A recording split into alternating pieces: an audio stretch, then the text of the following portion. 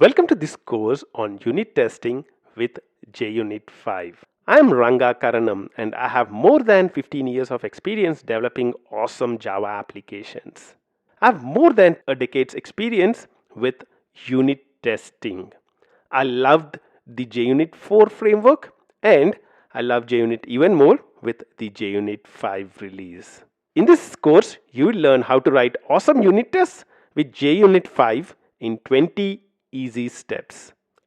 In 28 minutes, we are focused on creating awesome course experiences. There's one question that we ask ourselves every day. How do we create more amazing courses? All the success we had on Udemy with 150,000 students and YouTube with more than 50,000 subscribers is a result of this pursuit of excellence. In this course on JUnit 5, we look at the most important features of JUnit 5.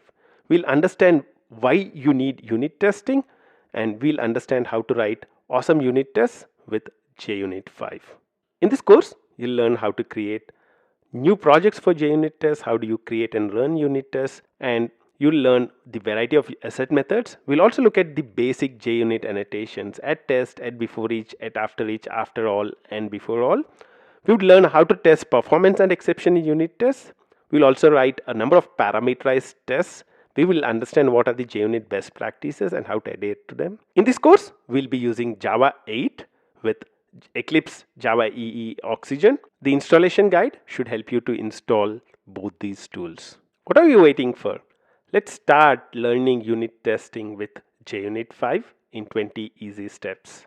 We had a lot of fun creating this course and be assured you'll have a lot of fun too.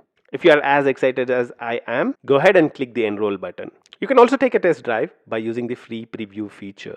Good luck and I'll see you in the course.